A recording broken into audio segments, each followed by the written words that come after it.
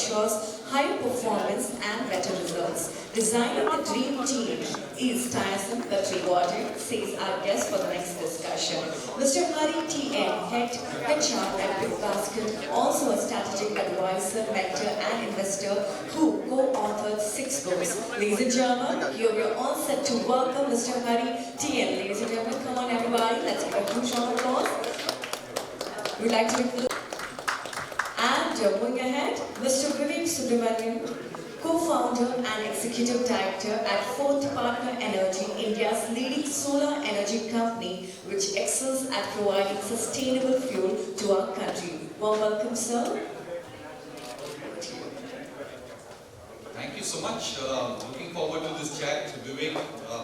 So Vivek, why don't you just tell us a little bit about what you do, what kind of business you run, and just give an introduction. Thanks, Hari. Thanks everyone for making time, dropping by this session. My congratulations to THub. This is a fabulous center that you all have designed, and I'm looking forward to spending a lot of time here.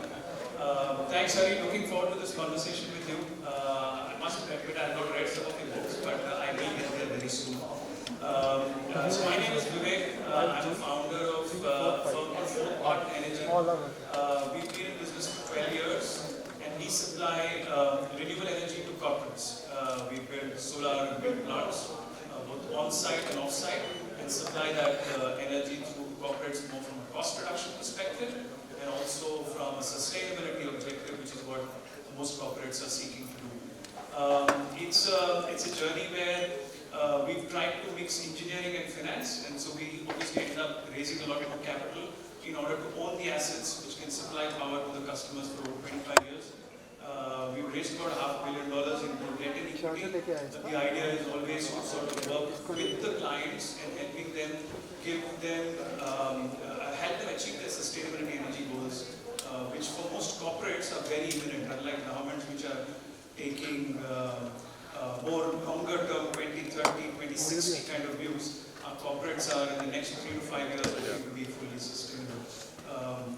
Privileged to be on this panel with Hari, especially because Bigbasket was one of our very early customers in this space. So thanks for that. I love. Why don't you also give a background as to how that works?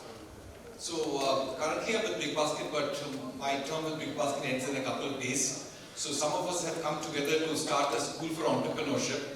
Probably there's no school for entrepreneurship in India and certainly not anywhere else in the world as too.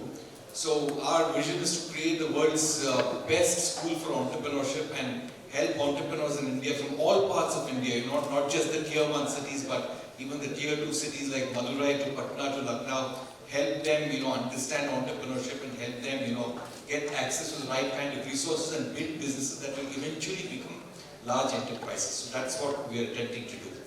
So Vivek, let me just get started on this topic.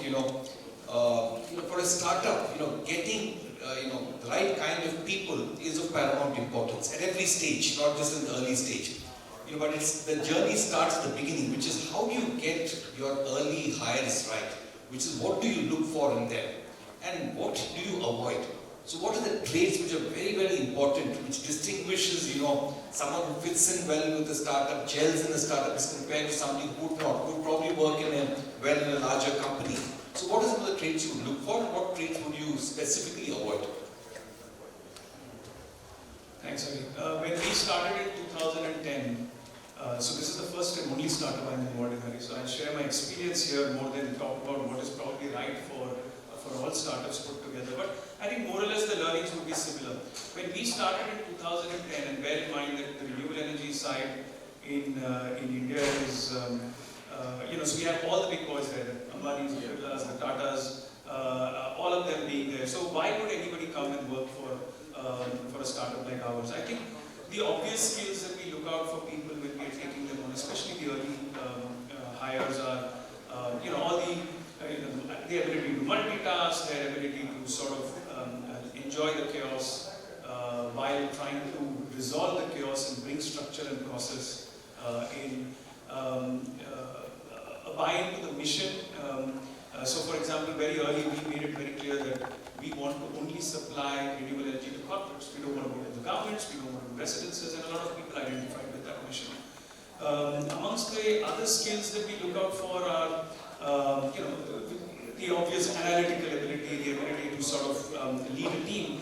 But while these skills are much in play, and Hari, you're the master at this, I think how do you identify these skills, or what do you look for in a person when you meet, you talk, and look for their beyond? I have found one aspect that I would love to share, and I'm sure some of you all may resonate with what I'm saying. When I look at hires, and at least definitely in the early stages of our journey, I look for certain chinks in their armor. So, usually all of us have been through career ups and downs, and in some form and shape, people who have a point to prove to themselves because of where they are in a professional front or in a family front or from a locational front, they're relocating from where they are, they have to be in a certain city, or having their earlier job found themselves to not have delivered as per plan for whatever environmental constraints. Those aspects excite me. My favorite example in this is, for example, our head of asset management is an IMCAL investment banker who's today oversees about 2,000 of our plants across India from a data analytics perspective. Has done nothing in this field, but his earlier startup for 2-3 years folded up, and when he came to us, he was like, I want to get back to the corporate, but at the same time I want an entrepreneurial route, and we found that to be a great match. So he had no technical ability, he had never managed a solar plant before, didn't know what renewable energy was to that extent, but basically what we liked would have been his ability to take this unstructured problem, break it onto the table, but prove it more to himself that he can deliver it. And it is that great, Hari, that I find very, very, because it then becomes a responsibility that as founders we take on and say, I have to help them cross this chasm and get to the other end. So that's on that. Traits that we avoid, it was an interesting one that you asked. I think, look, again, anybody who asks me a job description, even today we finished 12 years, everybody says, make sure you show me a job description. Anybody who, for example, says, at what level do I join? So we as an organization, again, to share my experience, not to say it is right or wrong, but this is just our experience. As an organization, we have about 400 plus employees, but we don't have levels. We've broken down, so there's no manager, senior manager. We think it sort of creates a lot of heartburn. We have very clear linkages to who reports to whom, what is the span of control, what is the delegation of authority, but we've just left that $1 million, what is my manager, senior manager, GM. And this, I think, are things that we try and sort of avoid through for at least the early stage. Later on, and we are learning that now, we have finished in this journey over a decade, and now we need to build the structure, but at least as a startup, that's at least. Awesome, Vivek. So I think we talked of, the job description just brought a story to my mind. I just want to relate a real story here, which is that Bigbasket, at some point of time in 2016, we wanted to expand rapidly. The board approved the rapid expansion. We were operating out of 5 cities. We took the decision to get into 45 cities. And our travel desk we found suddenly broke, which is that, somebody would turn up in Vijayawada and find that there's no hotel booking available in the middle of the night.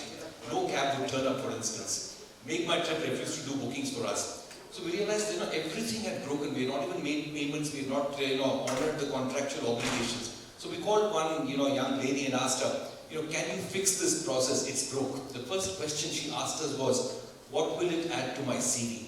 Will I learn anything strategic here? Why should I clean up the shit that somebody else has created? What's in it for me? And finally the question was, if I do it, is there a special bonus that you put together for me? Then we talked to another person, and her question was, how much time do I have to fix it? We said, take about 10 days. And she asked, do I have resources? No, we said, we don't have, but you can hire an intern. And in 10 days flat, she fixed it. And she fixed it in a manner that the same thing wouldn't happen again. So the first one asked, will I learn anything strategic here? The second one didn't ask but she really learned a lot of the strategic stuff, because the strategy happens in the context of execution. For example, we didn't know, whether the invoices submitted by vendors where services were utilized or not. So she had to take some management calls, take approvals, and get things closed. So the beautiful example that always strikes me, looking for a job description, looking for a level, what does it add to my CV, is it strategic? All of that is bullshit, I think, in the context of a startup. So just to build on that and further, why would anybody want to join a startup? No brand, no reputation at the moment. So what motivates someone to join a startup? And startups are looking for awesome people, right? Because they are disrupting, they are making some very serious changes, non-trivial changes. So what motivates some of them to join a startup? What motivates these good people? So I think again, it depends on what stage of the firm you are in, but to your question, absolutely at the start, it's usually the mission or the vision, what is it that needs to be achieved, the impact is, what can somebody build, and as for your example, I'm sure this person looked back and said, once I resolve this, I would have done something substantial in building out a complex, in taking a complex problem and making the solution quite simple. And so the impact that goes out of there for the individual, for the organization, I think more importantly for the organization. And in the initial days, obviously some direct, indirect connect to the founding team. I think that by no means is also small. I think somewhere people have seen some of the founding team members in some form and shape in their earlier avatars and believe that they have seen some spark that allows them to believe that spark can ignite in them something that they can fulfill. But I think the one aspect that I would lay most stress in amongst all of these points is that impact point. Is that what can I achieve for this startup or for this company that I'm joining is something that I think is very exciting. Just as a background, we set up base in Hyderabad in 2010, and when we came in, and I am not from the city, and when I came into the city, we spent about 4-5 months meeting several small enterprises, companies in the renewable energy side to see if we could partner with some of them, if we could take over some of them, what are they doing right or wrong. And then eventually we saw a team that had done about 40-50 lakhs of turnover for like 5 successive years. And when we assessed that, we could see they are super nice guys, very hardworking, had a fabulous vision for what renewable energy can bring to India, but just couldn't translate that to the next level. And we said, hey, these are the kind of guys we need on our team. We took 3 of them, we put that into our core team, built that DNA from there and take on. But I think they had that vision for the impact more than anything else. Can I ask a question? I think it's equally important. I think one of the much used words in most organizations is culture, and it is also one of the most difficult to define. How we measure that? But clearly, all of us know when we enter a place what its culture is, how it reflects an organization. For somebody like you, who's built an organization, several organizations in fact, and more importantly has taken a step back and assessed the theory behind building organizations. Tell us, how do we measure culture? Why is it so important? And how are organizations made or broken because of just a single, small, simple word? So Vivek, let me just start by talking a little bit about why culture is different in startups as compared to more mature companies. So I think culture is a bit cult-like in startups for a couple of reasons. The first is the culture creators are still around, which is the founders and very senior members of the team, early senior members of the team are still around. Whereas in a more mature company, they've all disappeared. So in a startup, whatever are the elements of culture are getting reinforced every day, passionately protected and reinforced. The other reason is that the culture is formed in the context of very intense working. So the team has discovered its culture as to what works, what does not work, in the context of successes, failures, ups and downs, through intensity of working. So I think that's a very important reason why startups are very cultish about their culture. So, and the other reason also I think is that startups need an identity because they don't have a brand, they don't have a reputation, and this culture helps build that identity and bonding in the team, and that's very important. So I think culture is a very confusing concept for most people. Most people don't deeply understand it. So I think it manifests itself at multiple levels, predominantly at 3 levels. The first is at an artifact level. Artifact level would include things like, a dress code that a startup or a company has, or the office get-up, for example, the kind of layouts and the kind of way it's built is an artifact. The second level at which it manifests itself is espoused values, which is stated values. We are a customer-centric company. We have a medical focus on customers. We are employee-centric. So I think espoused values is the second. But neither of these two truly reflect what the culture of the company is. The culture of the company is always in the tacit stuff, which is not documented anywhere. You can say that you're a customer-centric company, but not do the kind of things which customer-centric companies do. So I think culture is really about the kind of behaviors that people in the team or leadership demonstrates every day. They are behaviors that are recognized, rewarded. They are behaviors that are penalized. And they are behaviors that are displayed on a regular basis. What is it that, senior leaders in the company reinforce? What do they say is important? What is the measure of success? What metrics to track? So it gets reflected in all of these. In early stage startups or even late stage startups, as long as the founders are active, I think founders continue to be the embodiment of this culture. The senior leaders who are brought in also bring in a few elements of culture. Over a period of time, I think there's a kind of melting pot that happens. But these founders continue to be the embodiment. What happens after a certain stage as the startup gets bigger and bigger towards maturity is that culture begins to then get embedded in policies. Because individuals are no longer there to reinforce. As teams become bigger and bigger, the individuals are not there. So what people do, leaders do, is they embed the right kind of behaviors into policies, processes. So over a period of time, you can walk into a company and look at policies, processes, and figure out what this culture of the company is, I would say. And related point, Hari, how does that migrate? So how did, if you don't mind, can you give the example at Bigbasket as well? As it started, what were the key elements of this culture that you founders reinforced, and how did that migrate, say, after the first 5 years? This is a very good question, I would say. I think, to understand culture, I would say culture is an organization's personality. Individuals have personalities. You can be a very analytical person, you could be very nerdy, you could be an awesome communicator, you could be an extrovert, but you are who you are. You need to make the best of who you are. You cannot change who you are.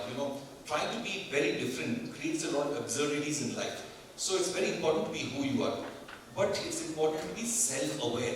What you're good at, what you're not good at. Because if you're very self-aware, then you can get people to do, pick people who have complementary skills. You can raise your hand and ask for help, for instance. You could figure out what problems you shouldn't be delegated, what you should be solving. And the same thing applies for organizations, which is that organizations are who they are. They are unlikely to change over a period of time or over their lifetime even. And if the change happens, it's very slow because individuals also don't change over a lifetime. They continue to be who they are. So I would say Bigbasket as a company has a certain set of defining elements of culture. Some of the defining elements are we are a humble company, which is people are humble, honest in terms of the way we deal with people. And I would say, we are also, in terms of when it comes to performance, may not always hold people completely accountable. So non-performers could probably survive. We are not a very aggressive company, therefore we would not disrupt. We are a fairly stable company. We would like to, make incremental processes, incremental progress, things, in a very tight way. And we will never be the first, for example, to do a 10-minute delivery, for instance. So we might not disrupt. So we are pretty much a she company, which is a sustainable and honest enterprise. Now, how did this change with time? I don't think it really changed with time. So even though people come in, I think people begin to learn what this culture of this company is, and the company also learns a little bit of new things, but I think fundamentally we continue to remain a she company, which is a sustainable, honest enterprise, not very disruptive, not very aggressive when it comes to non-performance, but doing things the honest way. We are always deeply committed to doing the correct things, whether by customers or by employees. That defines who we are. I want to reinforce this from our point of view as well. I think it is often thought that startups have to be out there, being the first to a market, being the path breaker, being a technology innovator, being the first to market, and so on and so forth. I think at our end, at Footpath Energy as well, we've always looked at ourselves and compared to the rest and said, the one thing we benefited from, for example, is always that we had great competitors, right? And we said that's awesome, because they are usually sort of defining the direction to a large extent of where the industry is going. We love that. We are learning from that. We want to get better. We want to be one of the first thinkers on several fronts, but it's no harm being the second best in that front.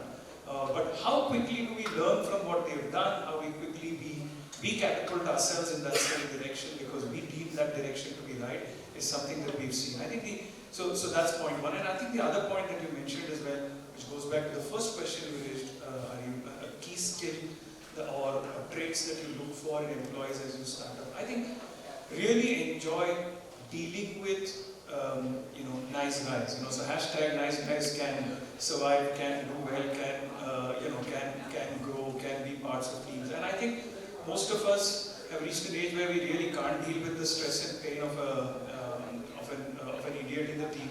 And I think finding good guys, somebody whom you can hang around with even after work, somebody whom you don't have to watch your back for, is also an important character trait that we've seen amongst the people that we've recruited. One more question for you, Vivek. So I think we're running out of time. Question I have for you, Vivek, is as you scale, you begin to hire leaders. And as you hire senior leaders, you can't afford to make mistakes. Because if you make a mistake, it can set you back by multiple quarters. So what are some of the red flags in leadership hiring? How do you spot them? How do you ensure that you don't make a mistake, or at least minimize the risk of making an error when you select senior leaders? So yeah, and especially for senior leaders, because they are going to replace what you were doing at a smaller scale. And actually, so the bigger challenge in that embedded question is, how are they going to take on what you're doing, and how are you going to let go of what you're going to do as well? So I think, look, obvious traits, amongst the senior guys, when I speak to them, I try and see their ability to first hear and be in a position where they can listen and assimilate what we're doing before they start to spew opinions. I think so. That's one trait that I watch out very closely for. Second, I think is that, especially in the senior management, I'm going to go back to a point I made, that chink in the armor. So when they've come in, I want them to take over everything that I do, without doubt. But I want to know what is it that they have not managed as well before, which they think they want to fix in this role. And once that becomes apparent to me, I'm very happy and thrilled that they can help make that migration for us too.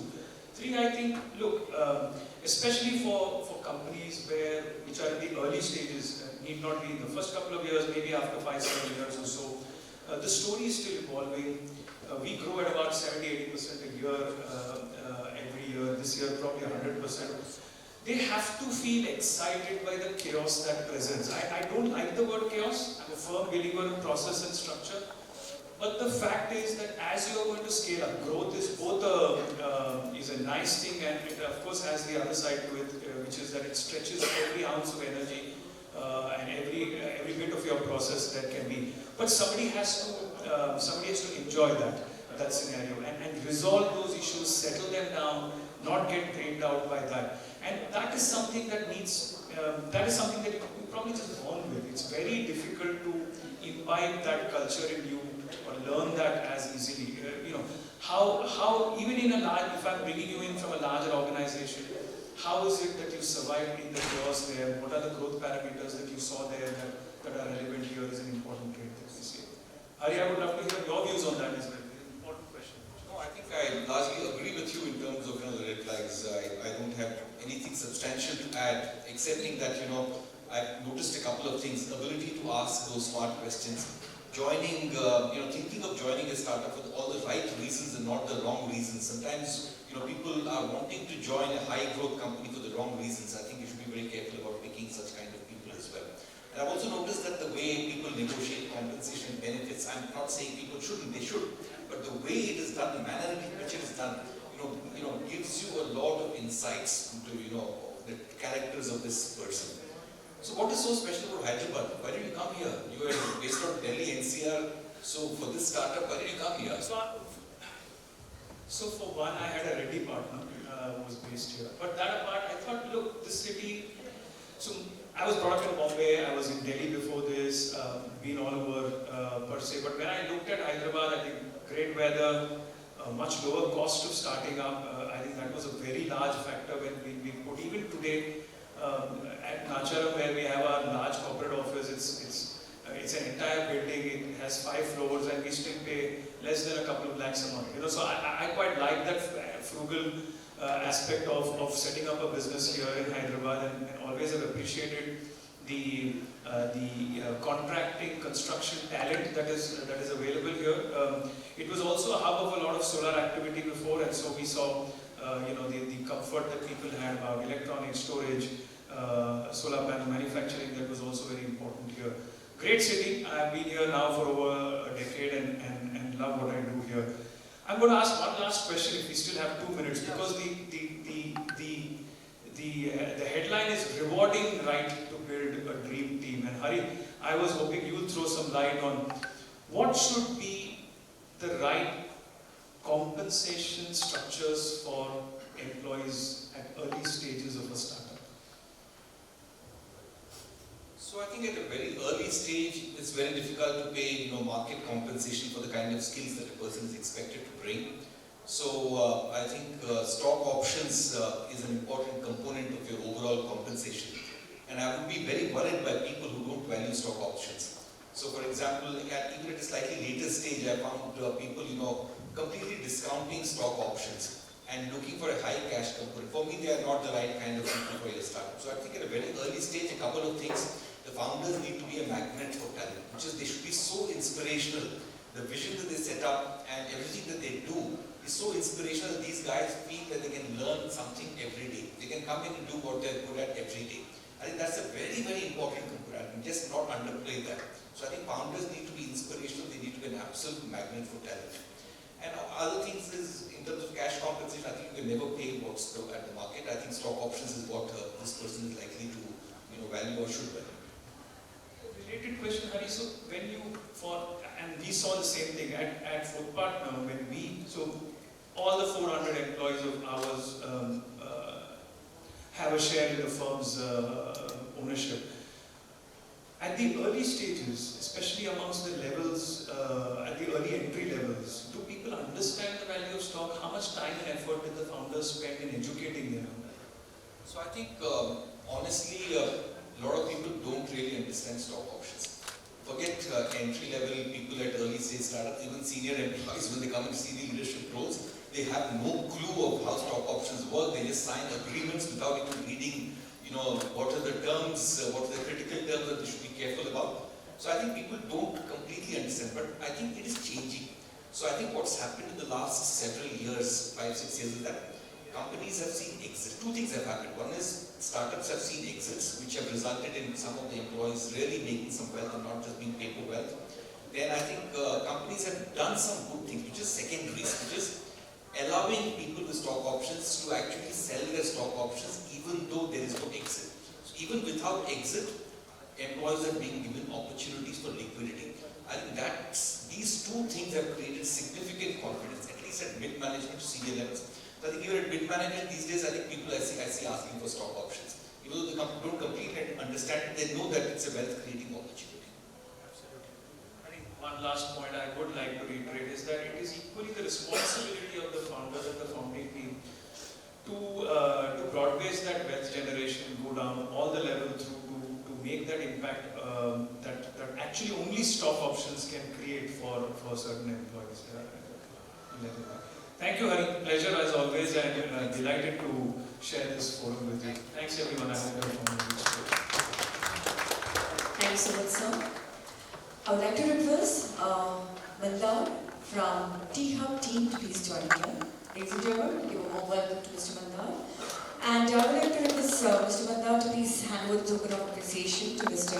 Hari T.N on how to build the dream team. Ladies and gentlemen, can we have some applause? Thank you so much.